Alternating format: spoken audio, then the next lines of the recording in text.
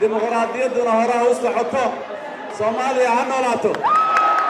waa 8 Febraayo 2017 madaxweyne Maxamed Cabdilaahi Farmaajo ayaa ku guuleystay xilka madaxtinimo ee dalka. ku dhawaaqidda natiijada doorashadaasi waxaa xigay dibadbaxyo iyo dabaaldegyo xooggan oo ay shacabku isugu soo baxeen fagaarayaasha.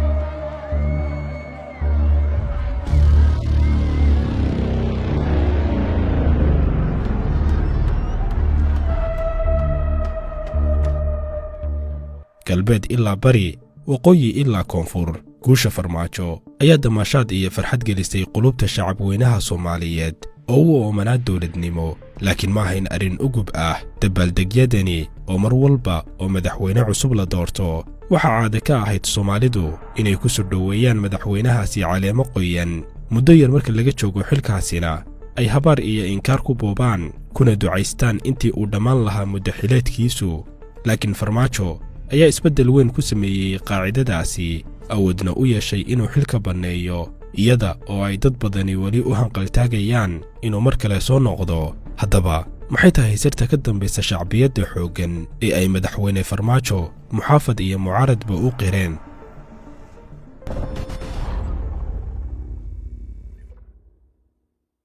heshiiskii Kampala ee 9 bishii 6 sanadkii 2011 ku dhex maray madaxweynihii hore ee Soomaaliya Sheekh Shariif Sheekh Axmed iyo gudoomiyihii baarlamaanka ee xilligaasi Shariif Xasan Sheekh, madaxweynihii dalka Uganda Museveni iyo Augustina Mahigo ayaa galaaftay xilkii ra'iisul wasaarnimo ee Farmaajo. goobta uu heshiisku ka dhacay oo ahayd dhul shisheeye, ra'iisul wasaaraha oo aan joogin wax ka badan sanad, dadweynuhuna ay u riyaaqeen shaqadiisii iyo sababta loogu heshiiyey in xilka laga qaado oo aysan dadweynuhu ogayn ayaa ka dhigtay shacab weynihii Soomaaliyeed, gaar ahaanna shacabkii ku noolaa Muqdisho, kuwa ka biyadiida heshiiskan. dibadbaxyo xooggan oo lagu taageersan yahay Farmaajo ayaa qabsaday waddooyinka waaweyn ee Muqdisho, waxaana boqolaal dadweyne ah ay saldhig ka dhigteen afaafka hore ee xaruntii uu ka deganaa magaalada Muqdisho si ay uga biyadiidaan inuu wareejiyo xilka. maanta cadaaladaan dareemi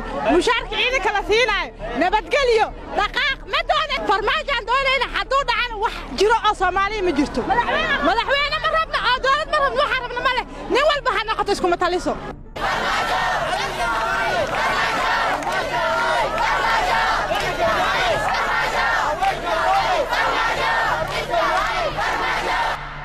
sagaaliyo tobankii bishii 6 sanadkii 2011 ayuu ra'iisul wasaare Farmaajo ku dhawaaqay inuu iska casilay xilkaasi, wuxuuna sheegay inuu iscasilay isagoo fulinaya heshiiskii Kampala isla markaana eegaya marxaladda adag ee uu dalku ku jiro. Farmaajo wuu tegay isagoon joogin sanad, laakiin iscasilaadiisani kama dhigin mid magaciisu uu si sahlan uga baxo saaxadda siyaasadeed ee dalka.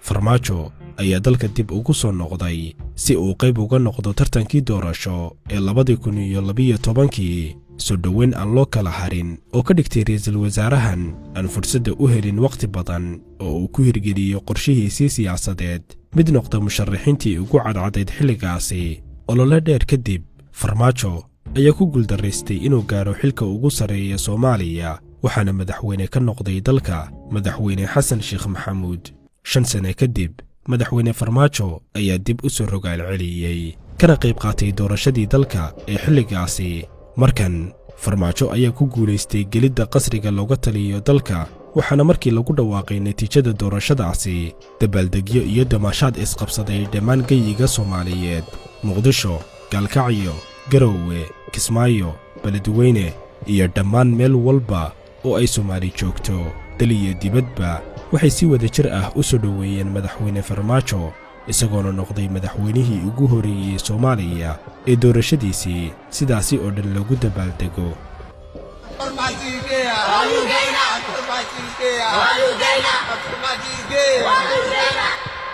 dabaaldegii wuu dhammaaday, waxaana u bilowday madaxweyne Farmaajo imtixaan adag oo uu cinwaankiisu u ahaa ma sii haysan doona taageerada intan la eg mise wuu lumin doonaa. talabadii ugu horeysay ee uu madaxweyne Farmaajo qaaday ayaa ahayd soo xulashada ra'iisul wasaare hogaamiye xukuumadda marka la joogo Soomaaliya madaxweynuhu ma lahan awood ballaaran marka laga hadlayo waxqabadka qofka qiimo u yeeli kara dawladda markaasi jirta samayn karana waxqabad waa ra'iisul wasaaraha iyo wasiiradiisa haddii uu bilowga horeba madaxweynuhu ku guuldaraysto soo xulashada ra'iisul wasaare karti leh waxay ka dhigan tahay inuu madaxweynaha si guuldaraystay waana tan uu ka baaraandegay madaxweyne Farmaajo ayaa xilka ra'iisul wasaarnimo u magacaabay ra'iisul wasaare Xasan Cali Khayre hogaamiye dhalinyaro ah ku cusub saaxadda siyaasadeed ee dalka horay aan loo maqal magaciisa ayuu ahaa dadka falanqeeya siyaasaduna aysan marna ku fekerin in lagu aamini doono jagada saddexaad ee ugu sareysa dalka ayuu ahaa laakiin ra'iisul wasaare Xasan Cali Khayre ayaa muddo yar gudaheed awood u yeeshay inuu ku xardho magaciisa baal dahab ah awoodna u yeesho samaynta isbeddello aad u waaweyn dhan amni dhan dhaqaale iyo xitaa xafiisyadii dawladda oo halka ay markii hore ahaan jireen kuwa dayacan noqday kuwa ay wasiiradii iyo hogaamiyeyaashii dawladdu u kala tartamaan dayactirkooda iyo qurxintooda maadaama ay wajhad iyo muraayad u yihiin dalka sidoo kale xukuumadda Khayre ayaa door weyn ka ciyaartay dhisidii iyo dib u habayntii ciidankii dalka la dagaalanka musuqmaasuqa iyadoo Soomaaliya ay ku tilmaaman tahay dalka ugu musuqa badan adduunka iyo sidoo kale dhisidda nidaam maaliyadeed oo awood u yeeshay inuu soo celiyo kalsoonidii caalamku ku qabay maaliyadda Soomaaliya sababna u noqotay inuu bilowdo nidaamkii deyn cafinta Soomaaliya marka laga yimaado in isbeddeladani ay samaysay xukuumaddii ra'iisul wasaare Khayre haddana madaxweyne Farmaajo ayaa fursad u siiyey ra'iisul wasaaraha iyo xukuumaddiisa inay wataan shaqadoodii iyaga oo sanooyinkii ugu horeeyey wada shaqayntooda ka dheeraaday khilaafaadkii caadada u ahaa madaxdii soo martay dalka mar walbana curyaamin jirtay nidaamkii dawladnimada dabcan way jiraan khaladaad dhowr ah oo ka dhacay xukuumadda haddana waxaan indhaha laga laaban karin isla jaanqaadiddii iyo dib u dhiskii nidaamkii iyo haykalkii dawladnimo ee ay muddadaasi samaysay dawladdu ka hor intaysan iskhilaafin madaxweynaha iyo ra'iisul wasaaruhu halkaasina uusan ku soo idlaan wada shaqayntii Khayre iyo Farmaajo haddii aanu ka nimaanno xogtan kooban ee ku aadan dawladdii xilkeedu dhammaaday ee madaxweyne Farmaajo garwadeenka ka ahaa aynu u soo noqonno su'aasha rasmiga ah ee uu ku qotomo cinwaankeenna maanta ee ah maxaa sababay in madaxweyne Farmaajo isagoo Soomaaliya xumaanba dalka soo xukumay aysan haddana weli isbeddelin shacbiyadiisu farqadii ama 4 saac ma shay maaday xilligan hadda jeeda waa xilli maqrino marka intaas dhan waxa u dul qaadinay waxaan sugayay madaxweynaha jamhuuriyadda federaalka Soomaaliya madaxweyne Maxamed Abdullaahi Farmaajo qodobka ugu horeeya ee aynu isdhihi karno madaxweyne Farmaajo uu kaga duwanaa hogaamiyeyaashii ka horeeyay muhiimna ay tahay inay qaataan madaxda ka dambaysa ayaa ahayd wadaniyadda madaxweyne Farmaajo ayaa cadaadisyo badan oo uu wajahay ka hormariyay danta dalka sida arrintii badda ee Kenya geed dheer iyo geed gaabanba u kortay inay ku xalliso qaab isfahan ah oo uu Farmaajo ka biyadiiday kuna adkaystay in saaxad loo wada jeedo lagu kala baxo sidaasi oo kale Soomaaliya ayaa ku dhiiratay tan iyo burburkii inay dalka ka cayriso oo ay ka saarto diblomaasiyiin heer sare ah sida wakiilkii gaarka ahaa ee xogayaha qaramada midoobay u qaabilsanaa Soomaaliya oo ay amar ku siisay wasaaradda arrimaha dibadda ee Soomaaliya inuu si degdeg ah waddanka uga baxo sababta ayaa lagu sheegay inuu sameeyey shaqooyin baalmarsan sababta uu u joogo dalka faragelin qaawanna uu ku sameeyey madax bannaanida Soomaaliya dhacdadan ayaa ku ahayd ugub saaxadda siyaasadeed ee dalka oo aysan horay madaxda ugu dhiiran jirin qaadidda tallaabadan oo kale taasi oo kor u qaaday ixtiraamkii loo hayay dawladda Soomaaliya inaad si qayaxan wax u diidi kartid awoodna aad u yeelan kartid inaad dalkaaga ka saartid diblomaasiga ka hor yimaada madax bannaanidaada heerku raba ha jooge waa tallaabooyin kordhisa ixtiraamka loo hayo dalkaasi qodobka labaad ayaa ah musuqmaasuqa Farmaajo wuxuu ahaa madaxweynihii keliya ee iska daa taageerayaashiisa ay xitaa u qireen madaxdii iyo siyaasiyiintii kale ee ulalanku kala dhaxeeyey inuu ka dhowran yahay musuqa iyagoona ku tilmaamay inuu yahay madaxweynaha keliya ee aan xilka xoolo iyo hanti ka tabcan qodobka saddexaad ayaa ah dib u dhiska ciidamada madaxweyne Farmaajo iyo ra'iisul wasaarihiisii hore ee Xasan Cali Khayre ayaa dhexda u xirtay sidii ay ugu sameyn lahaayeen dalkan ciidan qalab ahaan iyo tababar ahaan dhisan iyagoo ka duulayay qaacidada odhanaysa haddii aadan haysan ciidan lama gorgortami kartid dalalka asaaga ah ayay sameeyeen nidaam military iyagoo joogteeyey bixinta mushaarkii ciidanka oo horay ugu dulmanaa dhanka mushaaraadka ayna dhici jirtay inaysan bilooyin helin wax mushaar ah iyagoo har iyo habeen qorraxda u taagnaa difaaca dalka. qodobka afraad ayaa ah hadal yaraan. madaxweyne farmaajo ayaa ah madaxweynihii ugu hadalka yaraa madaxdii soo martay dalka, waxaana dhif iyo naadir ahayd in la arko madaxweynaha oo khudbad jeedinaya. marka uu damco inuu khudbad jeediyana waxay ahaan jirtay khudbaddiisu mid muxaafid iyo mucaaradba la dhowro oo laga dhursugo. waxa ay noqon doonto khudbadihiisii oo aan ka badnaan jirin 10 daqiiqo ayaa marka uu dhammeeyo ahaan jiray maalintaasi oo dhan arrinta loogu hadalhaynta badan yahay, taasoo ka dhigtay madaxweyne farmaajo hoggaamiye hadalkiisa qiimo loo yeelo. dabcanna saykolojiyadda bini'aadamka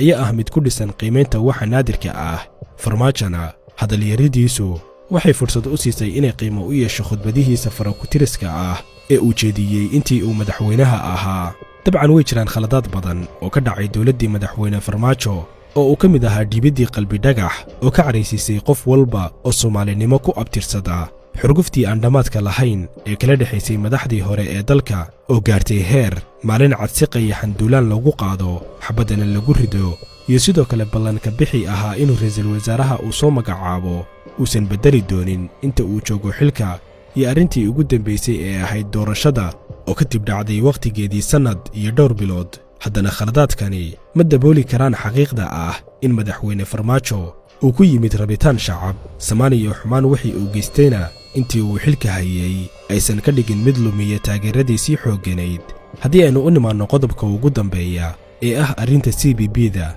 intii uu joogay madaxweyne farmaajo ereyga ugu badan ee baraha bulshada la isla dhex mari jiray laguna shaabadayn jiray qof walba oo ka hadla samaanta farmaajo ayaa ahayd inuu yahay CBB oo loo soo gaabiyey oraahda ah cayayaanka baraha bulshada, waxayna dadka dhaliila farmaajo ku eedeeyaan inuu ku bixiyey hantidii dowladda howlgelinta dhallinyaro lagu weeraro qofkii ka soo horjeestay xukunkiisa. haddaba innagoon ka soo horjeesanayn ama aan taageerayn, aynu hal su'aal isweydiinno: lacag ma lagu kasban karaa qulubta 100,000 oo qof? haddii aynu dhammaan dadka taageersan farmaajo ku eedayno inay yihiin CBB,